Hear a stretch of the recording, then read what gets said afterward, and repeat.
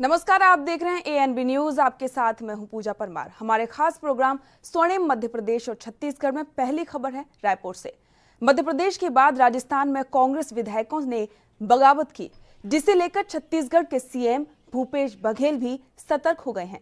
इस घटनाक्रम के बाद छत्तीसगढ़ की मजबूत स्थिति को कायम रखने के लिए सीएम बघेल ने बड़ा कदम उठाया है।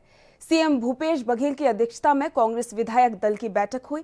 मुख्यमंत्री निवास पर सभी विधायकों को बुलाया गया। सरकार ने आज ही 15 सदस्यीय सचिवों की नियुक्ति भी की है। विधायक दल की बैठक में इन संसदीय सचिवों को सम्मान किया गया।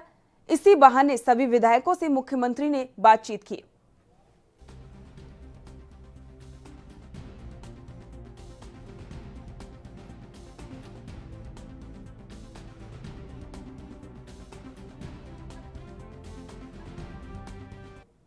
छत्तीसगढ़ के पूर्व सीएम और बीजेपी के वरिष्ठ नेता रमन सिंह ने कांग्रेस पर निशाना साधा है। सचिन पायलट पर कांग्रेस की कार्रवाई को लेकर उन्होंने कांग्रेस पार्टी को नसीहत दी है और कांग्रेस आलाकमान पर रमन सिंह जमकर बरसे। इस दौरान उन्होंने कहा कि कांग्रेस धीरे धीरे विलुप्त हो रही है। सवाल इस बात का नहीं है कि पार्टी से निकाल दिया गया, सवाल इस बात का है कि क्या ऐसे हालात क्यों बन रहे हैं कांग्रेस में। जो हिंदुस्तान की सबसे बड़ी राजनीतिक दल हुआ करती थी, जो सैकड़ों साल का लंबा इतिहास इसका है, वो राजनीतिक दल में आज ये हालत है कि स्वाभिमानी, ईमानदार और मजबूत लोग जो युवा पीढ़ी के प्रतिनिधि करते थे, उनको आज अपमान के साथ पार्टी से निकाला जा रहा है। तो क्या कारण है, क्या परिस्थिति बन गई है कि कांग्रेस में कोई पद में रहते हुए भी, प्रदेश अध्यक्ष के पद में रहते हुए भी, डिप्टी सीएम रहते हुए भी आज उसको कांग्रेस छोड़ना पड़ा, सिंधिया जी को कांग्रेस छोड़ना पड़ा। ऐसे पूरे हिंदुस्तान में सभी जगह हालात है। एक पार्टी, एक परिवार और एक परिवार की तानाशाही पूरे हिंदुस्तान में चल रही है। काहे कि बीजेपी के षड्यंत्र, बीजेपी को ज़रूरत ही नहीं है। बीजेपी आज पूरे देश में सबसे बड़े राजनीतिक दल है, पूर्ण बहुमत के साथ दिल्ली में सरकार है और बेहतर तरीके से काम कर रही है। तो कभी बीजेपी को कोई आवश्यकता नहीं है इस प्रकार की। ये तो उनके आपस के विभाजन और टूट हो रही है। लोग पार्टी का तो हिस्सा कर रहे हैं, तो इसका मतलब है कि परिवार को, घर को ठीक ना करके पड़ोसी को गाली देने की ज़रूरत नहीं। इनको कल तक भारतीय जनता पार्टी के शासनकाल में संसदीय सचिव ठीक नहीं लगता था। इनको कल तक, जब भारतीय जनता पार्टी की सरकार थी, विधानसभा के अंदर, विधानसभा के बाहर और न्यायालय तक गुहार लगाते फिरते थे कि संसदीय सचिव की नियुक्ति को निरस्त किया जाए, इसको हटाया जाए। कोर्ट में गए, न्यायालय के चक्कर लगाए और आज जब इनकी सरकार बनी है तो भारतीय जनता पार्टी का वो काम इनको बेहतर लगने लगा है और संसदीय सचिव एक दो नहीं, 15 संसदीय सचिव की नियुक्ति हो रही है। तो ये पूरे इनके जितने भी काम हैं, जितने भी कार्य हैं, भारतीय जनता पार्टी के शासनकाल में चल रहे कामों को वापस दोहराने का काम है। और आज मुझे लगता है कि वो दिन भी हम सबको याद है जब हाई कोर्ट में इन लोगों ने रिट दायर की थी और इसको चुनौती दिया था, उसमें भी हम जीते थे। और आज मैं फिर कह सकता हूँ कि भारतीय जनता पार्टी ने जो 15 साल काम किया, उस काम का अनुसरण कांग्रेस को फिर से करना पड़ रहा है सभी रास्तों में। छत्तीसगढ़ के रायपुर पहुंचे कांग्रेस नेता पीएल पूनिया ने राजस्थान की सियासत पर अपनी प्रतिक्रिया दी है। उन्होंने सचिन पायलट पर पार्टी की कार्रवाई को सही बताया और बीजेपी पर जमकर भड़ास निकाली। अनुशासनहीनता करेगा, पार्टी के खिलाफ करेगा, तो ये तो स्वाभाविक रूप से डिसीजन ऐसा होना चाहिए था और ऐसा डिसीजन हुआ। और ये एक संदेश भी है बाकी प्रदेशों के लिए भी, अगर कोई अनुशासनहीनता करेगा, पार्टी विरोधी गतिविधियों में लिप्त होगा, तो उसका ये अंजाम होगा। देखिए, भाजपा से हमको कोई सर्टिफिकेट नहीं लेना। अशोक गहलोत सरकार के पास बहुमत है, तो कांग्रेस लेजिस्लेटिव पार्टी, उसकी बैठक में 102 तो थे और बाकी कुछ लोग थे जो नहीं पहुंच पाए थे उसके अलावा, तो पूरे वेरी कंफर्टेबल मेजॉरिटी सरकार के साथ में कोई अस्थिर होने का, सरकार का अस्थिर होने का कोई प्रश्न ही नहीं पैदा होता। सर, गहलोत जी बोल रहे हैं कि ये बीजेपी की पूरी कॉन्स्पिरेसी थी और ये बहुत टाइम से चल ही रहा था, ये तो बहुत। हाँ, तो उन्होंने भंडाफोड़ किया, उनकी कोशिश को पूरी तरह से नाकामयाब किया। भाजपा की तो कोशिश यही थी कि जैसे उन्होंने षड्यंत्र करके, खरीद फरोख्त करके मध्य प्रदेश की सरकार गिराई, यहाँ भी होती, लेकिन वो कामयाब नहीं हो पाए। छत्तीसगढ़ की भूपेश बघेल की सरकार में संसदीय सचिवों की नियुक्तियां हुई हैं, जिस पर बीजेपी नेताओं ने तंज कसा है। सुनील सोनी का कहना है कि नवनियुक्तों को सचिन पायलट का आभार करना चाहिए। वहां कांग्रेस के विद्रोह के बाद ये फैसला लिया गया है। इसके अलावा उन्होंने राज्य सरकार पर कई गंभीर आरोप लगाए हैं। संसदीय सचिव आज शपथ ले रहे हैं, उन सबको सचिन पायलट जी को बहुत बहुत बधाई और आभार व्यक्त करना चाहिए। जिस प्रकार से राजस्थान के अंदर में कांग्रेस में विद्रोह का परिणाम है कि वहाँ का आला कमान, कांग्रेस के आला कमान ने आनंद फानन में जो है इनको स्वीकृति दी है और इनको आज शपथ ले रहे हैं। और मुख्यमंत्री निवास तो एक इवेंट का निवास हो गया है, जहाँ पे कोरोना तेजी के साथ में रायपुर में फैल रहा है। वहाँ पर एक भीड़ और मजमा जमा करके क्या बताना चाहते हैं वो स्वयं मुख्यमंत्री जी को सोचना चाहिए कि एक जवाबदेह पद में बैठने के बाद में क्या इस प्रकार के आयोजन होते हैं क्या। और यही कांग्रेस पार्टी, यही भूपेश बघेल जी है, जब भारतीय जनता पार्टी संसदीय सचिव बनाई थी तो उस समय में पूरे प्रदेश में हाहाकार मचाया, कोर्ट का दरवाजा खटखटाया। तो इनका कथनी और करनी में अंतर है। ये जो कहते हैं वो चीज़ नहीं करते हैं ये। और पूरा छत्तीसगढ़ इस बात को देख रहा है कि आज छत्तीसगढ़ के अंदर में गुंडे मवालियों का आतंक हो गया। उनको लग रहा है मेरी सरकार है और जो यहाँ के रहवासी हैं वो भयभीत है। कानून का कोई राज नहीं है, यहाँ पर लोग बेलगाम हो गए हैं। छत्तीसगढ़ की कांग्रेस सरकार ने एक बड़ा फैसला लिया है और शासन की व्यवस्था से विधि आयोग को हटा दिया है। सीएम भूपेश बघेल की अध्यक्षता में हुई कैबिनेट बैठक में ये अहम फैसला लिया गया, लेकिन इसके बाद बीजेपी ने कांग्रेस पर गंभीर आरोप लगाए हैं। बीजेपी प्रवक्ता संजय श्रीवास्तव ने कहा कि ये सरकार प्रदेश में मनमानी करना चाहती है, इसलिए ये फैसला लिया गया है। जो विधि आयोग बरसों बरस से चल रहा था उसको राज्य शासन के आदेश पर समाप्त किया जाता है। विधि आयोग की विशेषता ये है, खूबसूरती ये है कि प्रदेश के अंदर में यदि कोई पॉलिसी बनती है, कोई नियम बनता है तो एक प्रोसेस के अंतर्गत उनसे एक राय मशवरा किया जाता है ताकि सही निर्णय हो सके। लेकिन निर्णय करने वाली ही जो संस्था है उसको छत्तीसगढ़ की कांग्रेस की सरकार समाप्त करके ये स्पष्ट रूप से संदेश प्रदेश की जनता को दी है कि हमें विधि पे, हमें विधान पे, हमें नियमों पर विश्वास नहीं है। और मुझे लगता है ये लोकतंत्र के लिए एक बहुत बड़ा खामियाजा है, बहुत बड़ा नुकसान है। आज देश चलता है, दुनिया चलती है, लोकतंत्र डेमोक्रेसी से चलती है, नियमों से चलती है। और कल जिस तरीके से एक ताज़ा उदाहरण कि संसदीय सचिव जिस विषय पर ये खुद कोर्ट जाते हैं, विधि का सहारा लेते हैं, उस विधि के संस्थान को समाप्त करना कांग्रेस की कार्यप्रणाली को प्रदर्शित करता है। और ये सरकार विधि आयोग को समाप्त करके इस प्रदेश के अंदर में मनमानी करना चाहती है।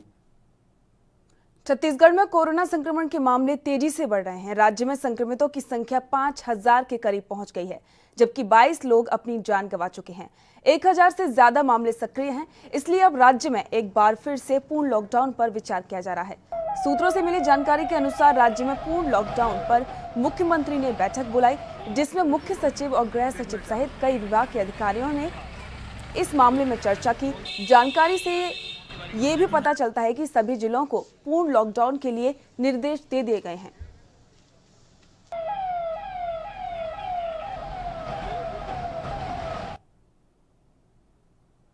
मध्य प्रदेश के पूर्व सीएम और कांग्रेस के वरिष्ठ नेता दिग्विजय सिंह ने सचिन पायलट पर निशाना साधा है। इस दौरान उन्होंने ज्योतिरादित्य सिंधिया पर भी तंज कसा। उन्होंने कहा कि इन नौजवानों को सब्र नहीं है। सचिन को 26-27 साल की उम्र में एमपी बना दिया, कैबिनेट में, सेंट्रल कैबिनेट में मिनिस्टर बना दिया, राजस्थान का पीसीसी प्रेसिडेंट बना दिया, डिप्टी चीफ मिनिस्टर बना दिया। अभी उनकी उम्र ही क्या है, 37-38 साल के हैं।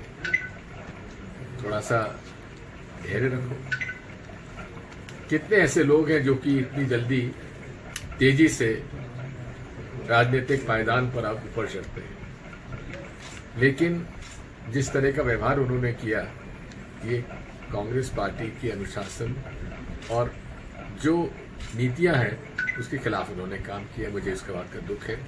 मैं चाहता था कि सचिन से मेरे बहुत अच्छे संबंध रहे, राजेश जी से मेरे बड़े अच्छे संबंध रहे, जिस तरह से माधवराव जी के साथ हमारे अच्छे संबंध थे। इन नौजवानों को सब्र नहीं है। राजनीति में सब्र होना चाहिए और सब्र होने से ही व्यक्ति आगे बढ़ता है। क्यों ये लोग भूल जाते हैं उन लोगों को जिन्होंने देश की आज़ादी के लिए बरसों जेल में काटे, उसके बाद उनको 60-65 साल की उम्र में जाके कुछ मिला। तो ये जो कुछ हुआ है अच्छा नहीं हुआ, हमें दुख है। अब वक्त हो गया एक छोटे से ब्रेक का। ब्रेक के बाद जल्द लौटेंगे कुछ और खबरों के साथ।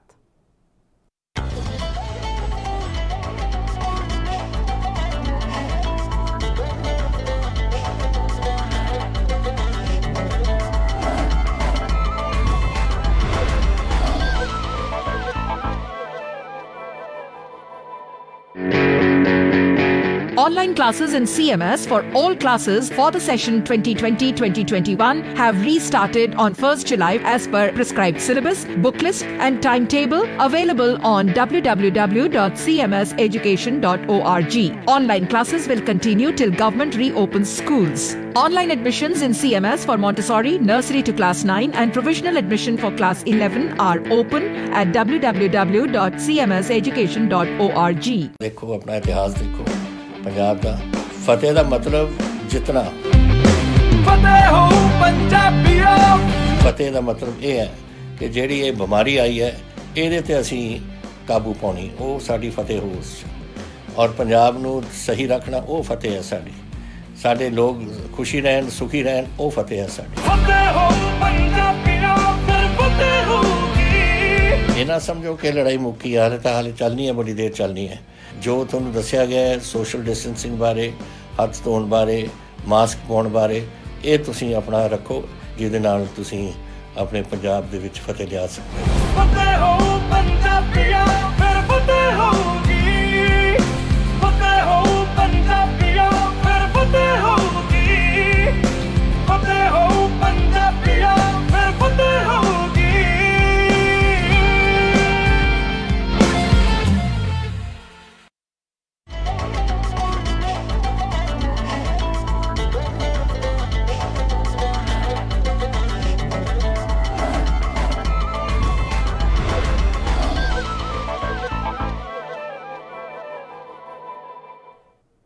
ब्रेक के बाद आपका स्वागत है। बढ़ते हैं आगे। मध्य प्रदेश के गृह मंत्री नरोत्तम मिश्रा ने राजस्थान की सियासत को लेकर कांग्रेस पर निशाना साधा है और ये दावा किया है कि वहां सरकार गिरेगी और साथ ही ये भी कहा कि कांग्रेस का देश की किसी संवैधानिक व्यवस्था में विश्वास नहीं है। इसके अलावा उन्होंने प्यारे मियां मामले पर भी अपनी प्रतिक्रिया दी और कहा कि जांच लगातार की जा रही है और जो भी दोषी होगा उस पर कार्रवाई की जाएगी। मध्य प्रदेश पुलिस ने एक शुरुआत की है जिसके बारे में गृह मंत्री ने कहा कि राज्य में गृह विभाग ने अच्छी शुरुआत की है। अब तक आरोपियों को चालान की कॉपी दी जाती थी, लेकिन अब फरियादियों को भी ये कॉपी दी जाएगी। इस दौरान उन्होंने एफआईआर आपके द्वार की भी जिक्र किया। निश्चित रूप से एक अच्छी शुरुआत गृह विभाग मध्य प्रदेश ने की है। देश के अंदर ये पहला प्रदेश है। अभी तक एक परंपरा थी, मुझे नहीं मालूम क्यों ध्यान नहीं गया, पर परंपरा ये थी कि मुजरिम को कॉपी दी जाती थी और फरियादी को नहीं दी जाती थी, पीड़ित को नहीं दी जाती थी, जो अपने आप में ही विचित्र थी। अब एक कॉपी जो पीड़ित पक्ष है, फरियादी पक्ष है, उसको भी देने का विधिवत आदेश जारी हो गया, जैसी हमने पूर्व में घोषणा आपके सामने की थी। ये भी प्रयोग मध्य प्रदेश में ही हुआ है, एफआईआर आपके द्वार। अब कांग्रेस को मालूम है कि वहां पर वो हारने वाली है। जब उसे मालूम है कि वो वहां पर हारने वाली है तो पहले से इस तरह के आरोप लगाने लगे। जैसे अब जहाँ हारती है वहाँ ईवीएम पे लगा देती है ना वो, और जहाँ जीत जाती है वह खामोश हो जाती है। ये उसी तरह का कमोबेश आरोप है। चुनाव कोरोना काल में हो न हो ये तो चुनाव आयोग ही तय करेगा, कांग्रेस या भाजपा तो तय करेगी नहीं। सर लक्ष्मण सिंह ने और बड़ा जितनी भी संवैधानिक संस्थाएं हैं, कांग्रेस का किसी भी संवैधानिक संस्था पर विश्वास रहा ही नहीं है। आज ही उनके पूर्व राष्ट्रीय अध्यक्ष आदरणीय राहुल गांधी ने कहा कि मीडिया तो एक तरफा हो गया है। वो मीडिया पर विश्वास नहीं करते, वो न्यायपालिका पर विश्वास नहीं करते, वो चुनाव आयोग पर विश्वास नहीं करते, वो विधानसभा पे गवर्नर पे विश्वास नहीं करते। उनका विश्वास मेरे ख्याल से इटली पे हो। मैंने फिर कह रहा हूं कि कांग्रेस डूबता जहाज है। दरअसल राहुल गांधी जी जो भी उभरते हुए युवा हैं कांग्रेस में, उनको आगे नहीं बढ़ने देते और इसलिए 75 के ऊपर के लोग, चाहे मध्य प्रदेश हो चाहे राजस्थान हो, वो सियासत पे कब्जा किए हुए हैं। वर्तमान परिवेश और परिस्थिति से कटी हुई कांग्रेस से परिस्थितियों के कारण से आ गई है सरकार। झूठ बोलकर, असत्य बोलकर सरकार में आए हुए लोग ज़्यादा दिन नहीं रहते। अपने टूटन का शिकार कांग्रेस होगी और मध्य प्रदेश की तरह राजस्थान में भी जाएगी। नहीं, आपको ये कैसे मालूम कि उन पर जांच नहीं कर रही है? संभावना नहीं, घूमने को कोई पकड़ा थोड़ी जाएगा बिना अपराध के। ये कहना ठीक नहीं है कि जांच नहीं कर रही है। लक्ष्मण सिंह जी की तरह न कहें, प्रमाण हो तो देना चाहिए। तो उनकी अधमान्यता खत्म की जाएगी क्या सर? अगर कोई भी दोषी पाया जाएगा उस सब पे कार्रवाई होगी, चाहे वो कितना भी बड़ा व्यक्ति। मध्य प्रदेश में सियासी वार पलटवार जारी है। पूर्व कैबिनेट मंत्री पीसी शर्मा ने एक बार फिर बीजेपी पर हमला बोला है और कहा कि सरकार बनाने और मंत्रिमंडल में विभाग बांटने के काम पर सीएम शिवराज लगे रहे, लेकिन कोरोना पर ध्यान नहीं दिया, जिससे स्थिति खराब हो रही है। इसके अलावा राजस्थान की सियासत पर भी उन्होंने प्रतिक्रिया दी और कहा कि सिंधिया की राह पर ही पायलट चल रहे हैं, लेकिन राजस्थान की सरकार स्थिर है, वहां सरकार को कोई खतरा नहीं है। देखिए, सचिन पायलट जी ने जिन मुद्दों पे जिस तरह से जो बात की उनने, मतलब इतने दिन वो तो कांग्रेस के अध्यक्ष भी थे और डिप्टी चीफ मिनिस्टर भी थे, उसके बाद भी मुद्दे वही हैं जो यहाँ सिंधिया जी ने उठाए। तो मैं समझता हूँ कि ये एक लंबी साजिश है कांग्रेस के खिलाफ, जो भारतीय जनता पार्टी दिल्ली से, जो शिवराज जी ने एक बार कहा था कि दिल्ली के सब इशारे पे हो रहा है, तो ये लोकतंत्र की हत्या कर रहे हैं। लेकिन राजस्थान में पूरी मजबूत रहेगी कांग्रेस पार्टी की सरकार रहेगी, गहलोत जी के नेतृत्व, जो अभी तक जो वो आ रहा है वहाँ के जो भी इन्फॉर्मेशन, उसमें वो मजबूत हैं पूरी तरह से और पूरे 5 साल चलेगी। कुल मिला के सरकार कोरोना के मामले में पूरी तरह से फेल हो चुकी है। उसकी वजह रही कि भारतीय जनता पार्टी की जो सरकार बनी शिवराज जी की मार्च 22 तारीख को, ये इनमें राजनीतिक खेल लगातार चलता रहा। इसको बनाना है मंत्री, इसको विभाग देना है और किसको कैबिनेट में लेना है, किसको विभाग देना है। और ये एक बड़ी वजह रही कि कोरोना की तरफ ध्यान नहीं गया। इसलिए आज 3 महीने के लॉकडाउन के बाद, फिर अनलॉक पीरियड के बाद फिर 1 दिन का लॉकडाउन भोपाल में किया गया और लगातार 100 से कम केसेस भोपाल में आ नहीं रहे हैं। मुरैना, शिवपुरी, ग्वालियर सब में लॉकडाउन 7-7 दिन का करना पड़ रहा है। देश में, बिहार में और बाकी सभी प्रांतों में लॉकडाउन हो रहा है। कुल मिलाकर केसेस बढ़ रहे हैं और मान्यता ये है कि अगस्त के फर्स्ट वीक तक और पीक आएगा। जो लड़कियां, बच्चियां जो पकड़ाई, कहाँ पकड़ाई, तो मैं समझता हूँ कि इस पर पूरी ये SIT काम नहीं चलेगा, इसमें मजिस्ट्रेट जांच होनी चाहिए। सर, प्यारे मियां का मुख्यमंत्री शिवराज सिंह चौहान के साथ भी एक वीडियो वायरल हुआ है। इसके अलावा कांग्रेस के भी जो तमाम पूर्व मंत्री थे उनके साथ भी उनके फोटो देखे गए हैं। तो क्या माना है कि राजनीतिक संरक्षण में भाई एक आदमी पत्रकार था, उसके पास कार्ड था उसका जनसंपर्क विभाग, तो ये सब चीज़ें थी। तो फोटो तो सबके साथ हो सकती है और चाहे वो कांग्रेस के साथ हो या हो, लेकिन इस समय भूमिका बीजेपी सरकार की है। बीजेपी नेताओं का कोई इसमें वक्तव्य आ नहीं रहा, कोई बोल नहीं रहा है। तो क्यों नहीं बोल रहे हैं? केवल ये जो भी और लोग हैं उसमें उनके नाम।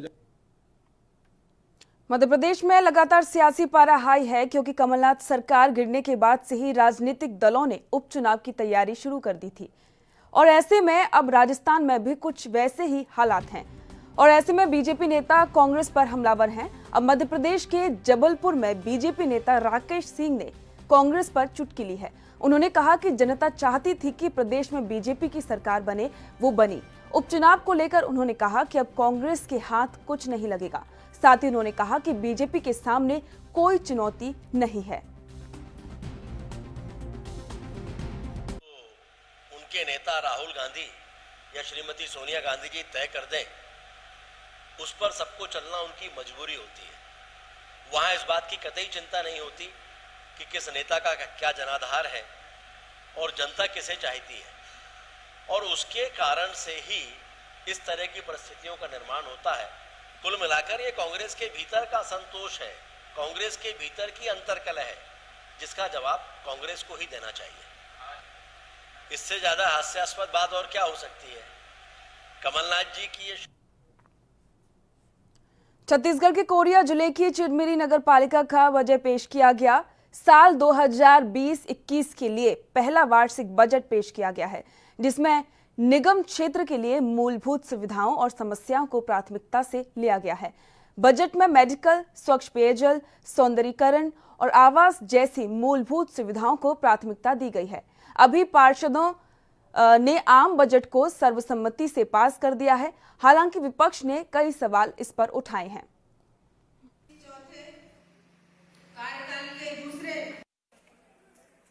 आज हमारा सामान्य सभा बजट को लेकर था और मुझे ये बताते हुए बहुत ही हर्ष महसूस हो रहा है कि सर्वसम्मति से सबके मंजूरी से हमारा बजट पास हो गया है।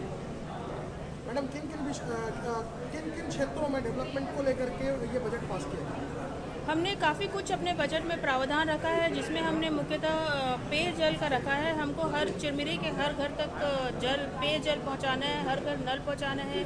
सफाई प्रमुखता से रखी गई है, स्वच्छता है, हमारे जो चिरमिरी में सौंदर्यीकरण करना है। इन सभी बिंदुओं को इसी अकॉर्डिंग हमने बहुत सारे इस तरह के बिंदु रखे हैं, जिसमें हमको चिरमिरी को बहुत ही अच्छा, सुंदर और स्वच्छ बनाना है। कहना चाहिए कि उसमें अन्य विषयों को जोड़ने का बात रखी और स्वीकार भी किए हैं, लेकिन जो बजट प्रस्तुत किया गया है निश्चित रूप से चिरमिरी के घाटे का बजट है। आप इससे संतुष्ट हैं या नहीं? देखिए, अब तो ये धरातल पर कार्य पूर्ण होने के बाद ही समझ में आएगा। चिरमिरी क्षेत्र में जैसे सौंदर्यीकरण को ज़्यादा महत्व दिया गया है इस बजट में, तो पिछले बार भी जो सौंदर्यीकरण हुए तो उससे अभी भी नुकसान ही हो रहा है, तो उसमें क्या कहेंगे? निश्चित रूप से चिरमिरी का सौंदर्यीकरण का यहाँ पर विषय आया है। पूर्व कार्यकाल में भी यह विषय आता रहा है और चिरमिरी को सजाने संवारने का जो है तो विषय आया, लेकिन आज भी ज्यों को त्यों कागज पे धरातल है। मुझे भी ऐसा लगता है कि कहीं इस वर्ष भी ऐसे कागजों पे ना रह जाए, इसका जो है तो हम विरोध। छत्तीसगढ़ के बलौदाबाज की पंचायत भटगांव में एक स्कूल से सटी जगह पर मिनी स्टेडियम बनाने की घोषणा हुई थी, लेकिन वहां पर अब व्यावसायिक परिसर बनाया जा रहा है। एनओसी खेल मैदान के लिए भी जगह दी गई थी, लेकिन व्यावसायिक परिसर को लेकर जब नगर पंचायत अधिकारी से बात की गई तो उन्होंने सफाई देते हुए कहा कि वहां पर खेल मैदान ही बनाया जा रहा है। लेकिन नाराज स्कूल प्रबंधक और गांव वालों ने एक बैठक की और बैठक में कॉम्प्लेक्स पर रोक लगाने का निर्णय लिया गया। वहीं भटगांव नायब तहसीलदार को व्यावसायिक परिसर निर्माण में रोक लगाने का ज्ञापन भी सौंपा गया है। स्कूल परिसर में जो निर्माण कार्य अभी चल रहा है, हमसे एनओसी लिया गया है स्टेडियम निर्माण के लिए। पता चल रहा है कि स्टेडियम निर्माण के अतिरिक्त व्यावसायिक परिसर का निर्माण किया जा रहा है, उस पर तत्काल रोक लगाने के लिए आवेदन देने के। अच्छा, वहाँ अधिकारी मौजूद थे क्या? नहीं, अधिकारी महोदय तो नहीं थे। टीएल में बलौदाबाजार गए हुए हैं और काफ़ी देर लेकर के रिसीव लेके आ गए। जी, वो बहुत गलत हो रहा है। मैं यहाँ पढ़ा लिखा हूँ। 74 में हम लोग इसके बारे से हड़ताल भी किए थे। शिक्षकों की कमी, ग्राउंड का बाउंड्री वॉल, ये सब मांगे लेकर के ये जनपद में थी पहले स्कूल जो है, उसी के बाद ही इसको शासन ने लिया और यहाँ शिक्षकों की नियुक्ति हुई।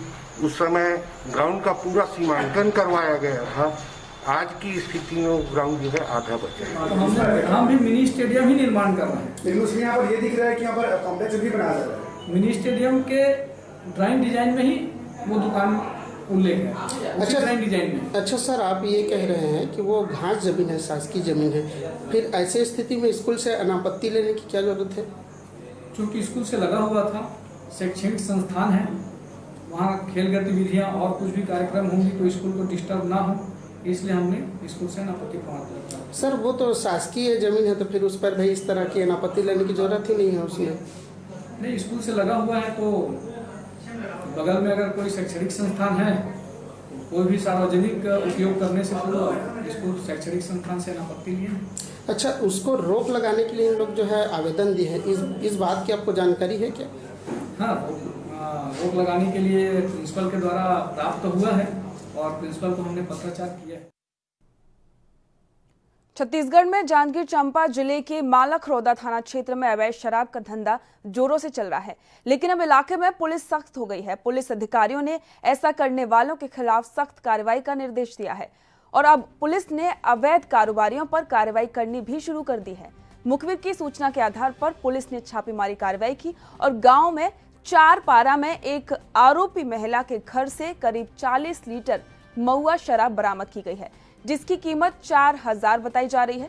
पुलिस ने आरोपी महिला के खिलाफ आबकारी एक्ट के तहत कार्रवाई की और न्यायिक रिमांड पर उसे जेल भेज दिया गया है। मकान में कमला देवी कुर्रे पति स्वर्गीय धनीराम कुर्रे अपने घर में भारी मात्रा में अवैध रूप से कच्ची महुआ शराब बिक्री हेतु रखी है। उक्त सूचना पर मुखबिर पंचनामा तैयार कर गवाहों को तलब कर हमरा स्टाफ एवं गवाहान के मौके पर जाकर विधिवत रेड कार्रवाई की गई। रेड कार्रवाई दौरान आरोपिया कमला देवी कुर्रे के मकान से एक जूट की बोरी में के अंदर एक प्लास्टिक के पन्नी में रखा करीब 40 लीटर कच्ची महुआ शराब बरामद हुआ, जिस पर आरोपिया के खिलाफ धारा 34(2) आबकारी एक्ट के तहत कार्रवाई की जा रही है।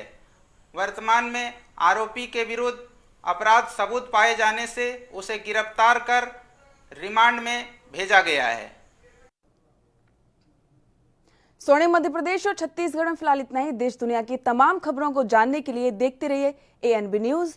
नमस्कार।